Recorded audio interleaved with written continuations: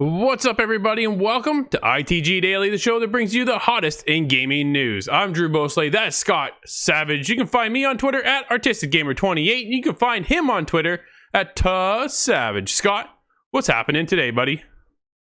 Oh, I can't believe we're halfway through the week. It doesn't feel like it should have been that far along. You know what I mean? We've had some packed days. No, absolutely. Everything's jam-packed, and today's episode is absolutely jammed as well.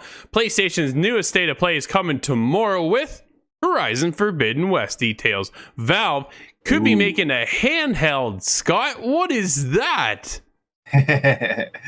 Oh, I can't wait to see more of that one. Pretty happy to see that news. Oh, man. We're going to be talking about that for sure. And A Wonderful Life and the latest Ratchet and Clank. What do they have in common? Well, lots, apparently. Scott, let's get going. But before we do, don't forget, you can join us live every day, Monday to Friday at 11 a.m. Eastern over on twitch.tv/theofficialITG. But if you can't join us live and submit your questions there, it's no big deal. Hit us up later, insidethegame.ca. Join our Discord. Community is always hopping over there. Don't forget YouTube, podcast services, and TV streaming networks around the globe. Scott, let's get into it because I am pumped. Dude, discover the Forbidden West in our next State of Play. This comes via the PlayStation blog. Dude, how pumped are you for the next Horizon? I had no idea just how excited I would be.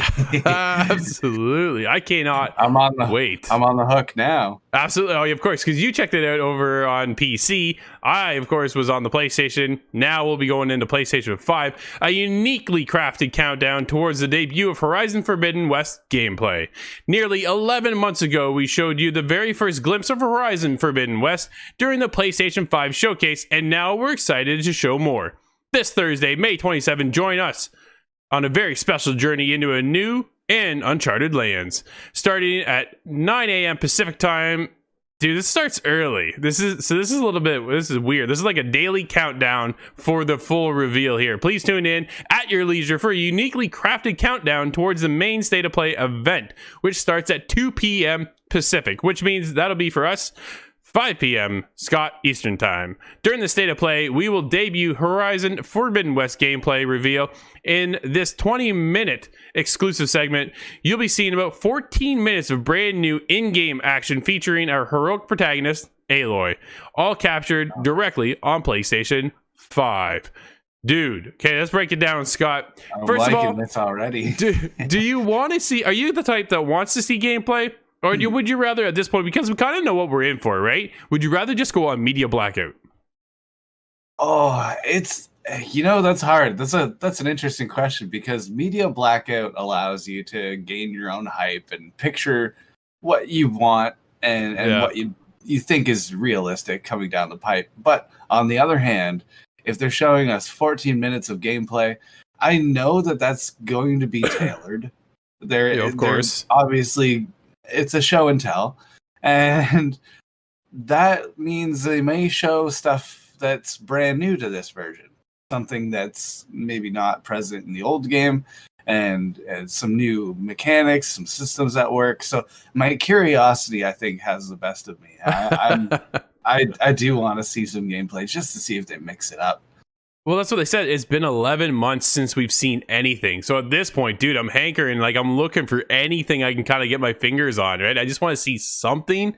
What's new? What's exciting? I'm already hyped after finishing Horizon Zero Dawn. So they come into the second one and you see where the sequel kind of takes off.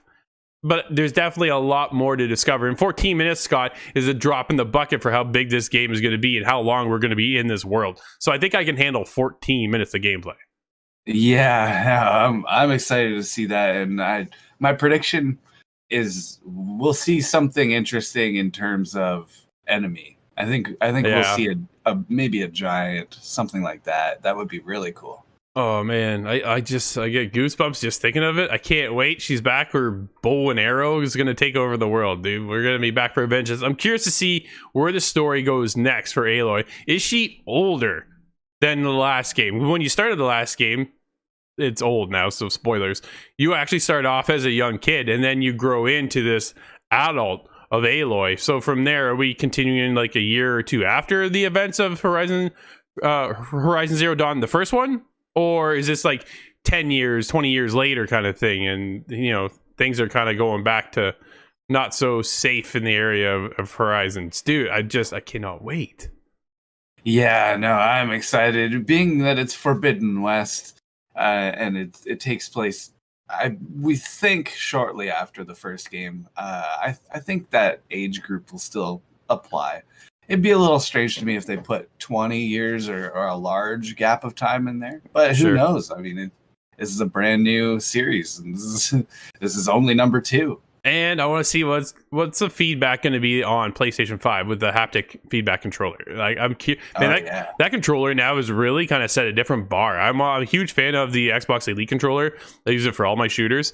But moving into like a story experience, dude, coming off Returnal with that controller was just mind-blowing to see the possibilities. So I'm definitely curious what happens here when it gets into Forbidden West, because isn't it, I think they stated here, you actually use the controller to some degree when hiding in the grass. Oh, so I'm like, dude, I got my interest is peaked. I've definitely peaked. And we're going underwater too. This is so many possibilities, Scott. So many possibilities for sure. But there's more possibilities coming out of SteelSeries, one of my favorite gaming peripheral franchises. The SteelSeries company has some of the best stuff. I have my SteelSeries headset on right now. I use their stuff every day, all the time. And they've got some new stuff too. The worldwide leader in gaming and esports peripherals today announced the launch of an all-new Prime franchise, co-developed in collaboration with pros for pros to win championships. Designed for competition and engineered for performance, the Prime line of products builds on SteelSeries' 20 years of innovation. Dude, I've been using this stuff for a very long time, and it's nice to see that they are not going anywhere. Each of the new mouse, too, so we have a lot of this stuff actually in-house now. The fact that we'll be reviewing it for the show. So there's a new Prime mouse, there's a new Prime Plus, there's the Prime Wireless, and the Arctis Prime headset as well. Starting at $60 in North American, all the way up to $100 for the headset. Dude, these are great deals, and the quality is just, I can't talk enough about how good the quality is from SteelSeries. I'm always just a huge fan. So I have one question. They're extremely gaming oriented. That's their whole niche. Absolutely. But I noticed that your headset seems to not have RGB colors. It should. Right around there here, buddy. I thought that was the law. That's right. Yeah. No, I've got RGB colors for sure. I've got it in the mouse, the keyboard. It's I'm lit up everywhere. I'm rocking the ITG blue. You know, that's how I rock. That's how it works here. I'm pretty new to that environment, but I made sure that my first set of everything was RGB. And I think it's about time for an upgrade, actually. So there, absolutely. What's also getting an upgrade is the new Ratchet and Clank. We'll be talking about that one in the near future. But Ratchet and Clank Rift Apart was partly inspired by It's a Wonderful Life. Dude, really? I never saw this one coming. Ratchet and Clank Rift Apart. Me neither. Uses its new Lombax hero Rivet to tell what if story about the infamous hero. The developers over at Insomniac Games was inspired by one of the best Christmas movies to ask its central question. A new Variety interview with several of the creative minds who helped shape the vision for Rivet as a character reveals It's a Wonderful Life as an unlikely influence. The team had already settled on the idea of a dimension hopping game, but what form does that specifically take? Then they started thinking about Jimmy Stewart being shown how everybody lives would be different if he wasn't around. Never really saw that one coming, Scott. I got to be completely honest with Rivet. Yeah. No, this is quite a lot of depth that they're adding to this game, and I know that it's been stated in other places that they did something like this instead of just having a dark version of the characters. That's Sure. kind of the sci-fi go-to. Yeah. In an alternate dimension would be, you'd see the character, but they have a beard and mustache and they're evil now. That's fair. But this has just another level of depth. And if anybody's not familiar with It's a Wonderful Life, a fantastic Christmas movie. It is quite, it grapples some mature concepts and it is quite dark. So that there is a little bit of that warning that I must give, but it's asking the question, what would everybody's life be like if this guy just didn't exist? Yeah. So to see that go through, I think that's actually a great mechanism for telling a story in the Ratchet and Clank universe. And I think it'll have a huge impact. I think it's a really great place to start. No, absolutely. It's a nice twist too, and it kind of gets it a little bit more serious. Like Ratchet and Clank has always been so cartoony and over the top. So to have maybe a more of a grounded feel for the game, I think could be a good point in the direction and help bring in new players and new gamers. So it'd definitely be pretty cool. It does look like one of the best games we're going to see this year on the PlayStation 5. It looks, dude, how long have we been waiting for like a Pixar-esque feel of a game? And Ratchet and Clank looks to be absolutely crushing it. So we'll see how that goes. In June 11th is when that one launches. Oh, and everything I've seen so far, just I know it's a PlayStation 5 and they're stretching to try and use that hardware, but that game looks beautiful. I think I can say that already. Yeah, for sure. Just watching the trailers, man, absolutely. Yeah. Let's get into some exciting news out of Valve. Valve is indeed working on a Switch-like portable console. Valve really is working on a portable console similar to the Nintendo Switch, and it's hoping to have it in stores by the end of 2021, according to a report that backs up details from a recent leak. Steam handheld console codenamed Steam Pal. Really, Scott? I don't know how I feel about that one. Good thing it's just a code name. Like the name itself, Steam Pal is likely to change in the months, thank goodness, years maybe, until its release. Today's report describes a prototype system that noticeably wider than the screen or than the Switch, with a touchscreen, your standard gamepad controls, and at least one thumb-sized touchpad. Dude, don't do that. Do not give me that touchpad. That is, so we have the Vive, and the worst part about the Vive for the VR is the touchpad controller. Dude, that thing is just, you literally hover over it and you're like flying all over the place. I don't want that. I want analog sticks. The Switch is nailed. Well, I wouldn't say the Switch nailed the analog sticks because they're not perfect, but they still have analog sticks. That's the biggest thing. Yeah. We want a gamepad feel, right? We want the controller-esque look. But okay, let's break it down though, Scott, because could you imagine Steam having a portable system for the ability to give you to tap into your Steam library and play on the go? We're seeing the rise of cloud and game streaming, all that kind of stuff coming forward. It kind of makes a lot of sense that Valve is actually thinking about doing the same thing. They jumped on VR when it first started. They're innovating all the time now on their VR platform, which is great to see. Please do get away from those touchpad controllers. Those things are just, they just don't work as well when it comes to analog controllers. That's my biggest thing. And that was my fear when I saw this article in our doc today, Scott, was that spec for the controller. I wanted that gone. I just want my analog sticks. But dude, tap it into your Steam library, Scott. Talk about it. I'm hoping this will be analog sticks in addition to the thumb touchpad, but at the same time, you are correct. It seems that shadows can set off the thumb pad sometimes. that could be quite an issue. And this is a Steam list that you're using for these games. So what games would demand a control like that? That's right. It leaves me with questions. But in general, taking your Steam library with you on the go, what titles do you think are really going to shine? Is it going to be stuff that's already cross-console? Or is this going to be the opportunity for me to bring Shogun 2 Total War with me on the bus? Well, I'm left with a lot of questions, but this does follow the release of their console. as I understand. I wasn't too aware of what happened with that. Yeah, But didn't instead go. of it being a Steam Pal, I think it was just more of a steamer, if it were. Yeah, they wanted you to be able to tap in your library before, right? So, dude, if you get this on the go because of cloud streaming and all the way you see Stadia, you see Nvidia having their thing over there with the GeForce Now and all these other platforms. You see Xbox going to XCloud, right, and then adding Game Pass to that. It's huge. So why wouldn't Steam allow you to bring your own games? Steam has so many games. It's easily one of the biggest platforms in the entire world, if not the biggest platform of all.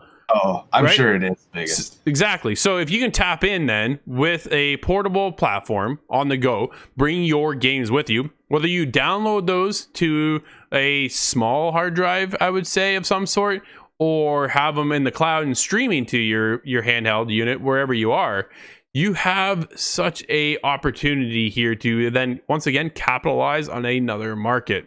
Like seriously, Stadia tried to come out and they're working away, and we have them in the dock today too. We're going to quickly touch on what's new in Stadia this week.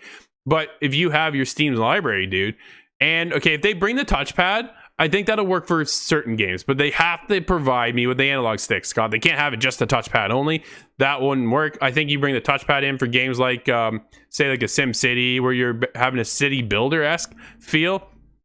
And I think those would work well when it comes to the touchpad. We've seen them struggle bringing a city builder-esque feel over to the consoles. Maybe this is how they kind of deviate around that and make it a lot better for gamers and their platform. But Scott, the opportunity here for Steam, I wonder if they can actually steal a lot of mindshare away from console gamers then in that case as well. Yeah, well, it is certainly a tumultuous time, everybody moving to mobile and cloud. So this does seem like the right time for them to introduce their version. Well, you kind of wonder, right? So we'll see what happens in the future of Steam. But let's get into this week on Stadia. We got 4 new games coming to the Stadia Pro, starting with The Legend of Heroes Trials of Cold Steel 3 will be there, which is a huge JRPG. Scott, did you ever get in the Trial series at all? No, I have not actually. I have not either. This might be my chance because I'm a Stadia Pro member, so we'll see what happens there. We can also get MotoGP 20, which is probably one of the best or better sim racing games when it comes to the, I want to say cross rocking just because that's what I always do, but it's actually a street bike. So people may not like that one, but either way. Blue Fire is coming as well. Scratch the 3D platform itch with Blue Fire, a delightful eldritch adventure that will have you leap through deadly traps, battle daunting adversaries, and more. And then Scott, one that you and Nate actually checked out was Chronos Before the Ashes. Dude, that's going to be there as well. Yeah, that's really cool to see, because I think that whole the series. There's 2, right? I played one on VR, and then there's this one. This is like the prequel, isn't it? Yes, that's correct. Yeah, Remnant After the Ashes, I believe, is the other title. Gotcha. So I'm just happy to see that this second title in the series is getting enough support, because that'll hopefully bring on a third one. And I think there is something really there. I mean, without getting into the review too much, we do actually have the review on that title. Nate and I tried it on the Xbox. Yeah. No, very cool. And don't forget, also on May 31st is the last day you can claim Reigns for free on Stadia Pro. Coming up is for free play days is Ghost Recon Breakpoint. Scott. Oh, maybe. Maybe this is it. I know, man. I've tried so many times. I have so much love for this franchise, and I feel like it bit me, man. It bit me in the rear, and I'm just not all that happy, and I have a hard time coming back to it. So from you had such a good push with Wildlands that exactly, it's hard to follow that up. Yeah, Thursday, May 27th to May 31st, you'll be able to play Breakpoint for free. So if you want, you can definitely check that out. I got well over 100 hours in that game, Scott. And as frustrated as I get with it, they keep pushing and keep pushing. So maybe these updates are going to help the game. I don't know, but I just can't seem to bring myself back to it, unfortunately. But let's check out Crossplay beta is coming to Destiny 2 on May 25th through May 27th. Dude, that's going to be everywhere as well. Crossplay for Destiny, I think, is a smart move. I think that is awesome to see that come over. And then you're going to get there's a Street Fighter pack for the Power Rangers, to be getting into that and all kinds of other stuff. The Stadia Pro subscribers can also save on games like Watch Dogs Legion, Scott Pilgrims versus the World, Far Cry 5, and more.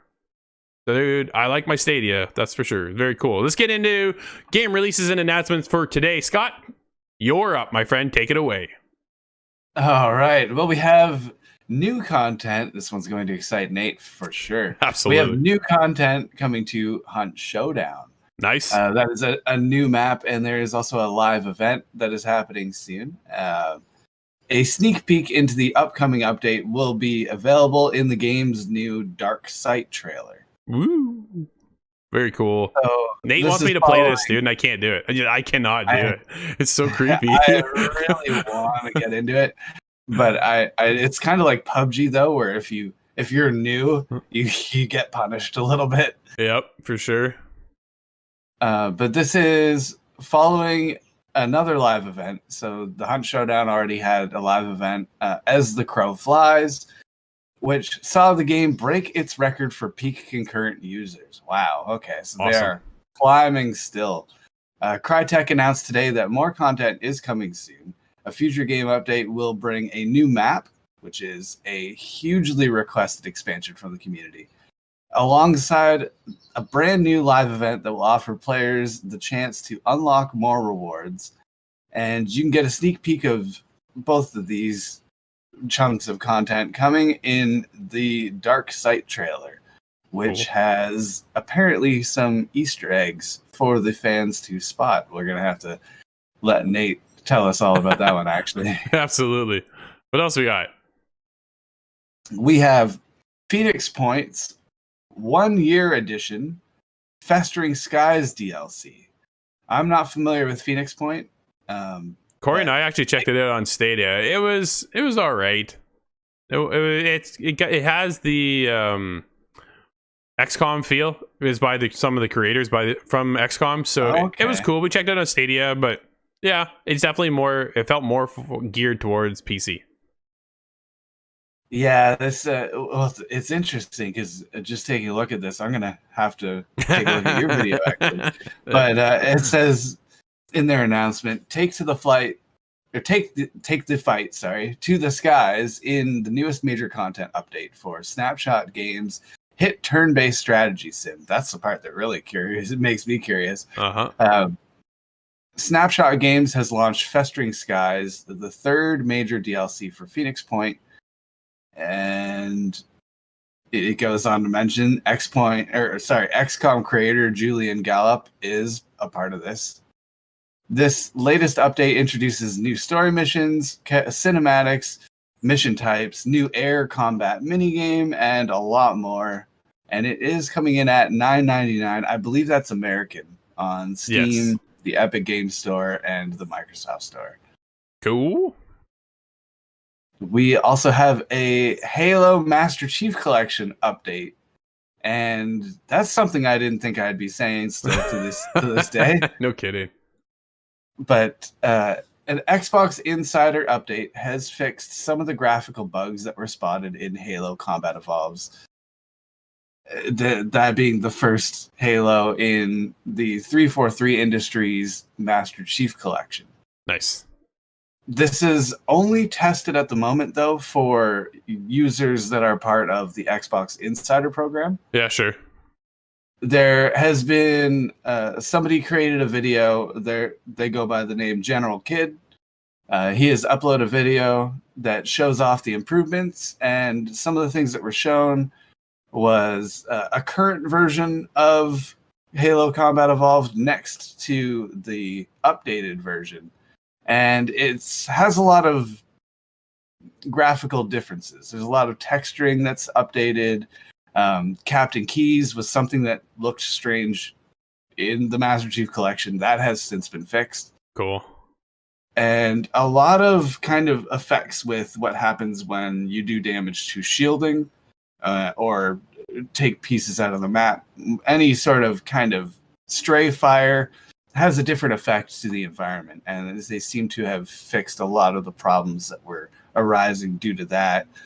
Fog is something that comes up in a few levels that was very distracting, and they've since fixed how that appears and made it look more natural.